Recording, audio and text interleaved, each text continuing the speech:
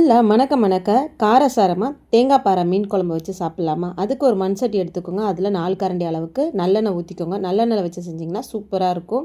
எண்ணெய் நல்லா காஞ்சதுக்கப்புறமா கொஞ்சம் போல் கடுகு போட்டுக்கலாம். கடுகு நல்லாவே பொரியட்டும். சீரகமும் வெந்தயமும் 1/4 ஸ்பூனுக்கு கம்மியாக போட்டிங்கன்னா நல்லா பொரிஞ்சதுக்கப்புறம் 2 பச்சை மிளகாய் போட்டுக்கோங்க. போட்டுட்டு 2 போல் மீடியம் சைஸ் வெங்காயம் நல்லா பொடியாக கட் பண்ணி அதையும் கூட சேர்த்து நல்லா வதக்கிக்க வேண்டியது. நல்லா கோல்டன் ப்ரௌனாக நல்லா வதக்கிட்டிங்கன்னா நல்லாயிருக்கும்.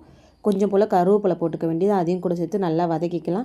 2 போல் பழமான தக்காளி எடுத்து அதையுமே நல்லா பொடியாக கட் பண்ணி கூட சேர்த்து நல்லா வதக்கிக்கணும். நல்லா கொலைய வதக்குனிங்கன்னா நல்லா நம்மளுக்கு குழம்பு நல்லாயிருக்கும். நம்ம சாப்பிடும்போது தக்காளியே தின்படாது. மசாலாம் பார்த்திங்கன்னா ரெட் சில்லி பவுடர் 1 ஸ்பூன் போட்டுக்கலாம். மஞ்சத்தூள் ஒரு 1/4 ஸ்பூன். வீட்டில் அரைக்கக்கூடிய மிளகாய்த்தூள் 3 ஸ்பூன் அளவுக்கு போட்டுக்க வேண்டியது தான். நம்ம வீட்டில் வச்சுருக்க அளவுலேயே நம்ம போட்டுக்க வேண்டியது தான். உப்பு கல் உப்பு யூஸ் பண்ணிக்கோங்க. கொஞ்சம் போல் போட்டு நல்லா அந்த எண்ணெயிலே நல்லா மிக்ஸ் பண்ணிக்கோங்க. அதுவும் அந்த மசாலாலாம் நல்லா பொரிஞ்சிடும்.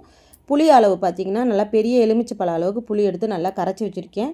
அதையும் கூட சேர்த்து அந்த மசாலாவோடு நல்லா மிக்ஸ் பண்ணணும். கட்டி இல்லாமல் நல்லா மிக்ஸ் பண்ணிங்கன்னா நல்லாயிருக்கும். ஒரு அரை கிளாஸ் அளவுக்கு இன்னும் கொஞ்சம் தண்ணி ஊற்றிக்கிட்டிங்கன்னா நல்லாவே இருக்கும். இப்போ மூடி போட்டு நல்லா கொதிக்க வைக்கலாம். கொதிச்சதுக்கு அப்புறமா மூடி போட தேவையில்ல. எடுத்துகிட்டு அது நல்லா 3ஆவது ஸ்டேஜுக்கு மேலே நம்ம மீன் போட்டுக்க வேண்டியது தான். இப்போ நல்லா மிக்ஸ் பண்ணி விட்டுக்கலாம். இப்போ நல்லா ஓரளவு கொதிச்சிருச்சு. சிம்மில் வச்சுக்கணும். மீன் குழம்பு ஒரு 2ஆவது ஸ்டேஜுக்கு மேலே சிம்மில் வச்சுட்டிங்க அது அப்படியே நல்லா கொதித்து கெட்டி பதமாகிடும். நான் 1/2 கிலோ போல் தேங்காய் பாறை மீன் தான் எடுத்திருக்கேன். டேஸ்ட்டு சூப்பராக இருக்கும். வறுக்கவும் நல்லாயிருக்கும், குழம்பு நல்லாயிருக்கும். இந்த மாதிரி பீஸ் போட்டுட்டு கூட சேர்த்துக்க வேண்டியது தான்.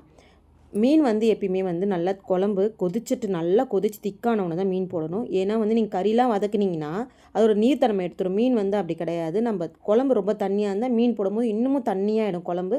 சாப்பிடும்போது குழம்பு சாதத்தோடு ஒட்டாது. அதனால தான் இப்போ நல்லா ஒரு 5 நிமிஷம் கொதிக்க வச்சிங்கன்னா சூப்பராக குழம்பு ரெடி ஆகிடும். இந்த மாதிரி செஞ்சு சாப்பிடுங்க.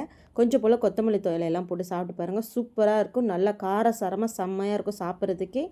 மீன் நல்லா ஊறி சாப்பிட்டு இன்னும் சூப்பராக இருக்கும். அடுத்த வீடியோவில் சந்திக்கிறேன். டாட்டா பாய்.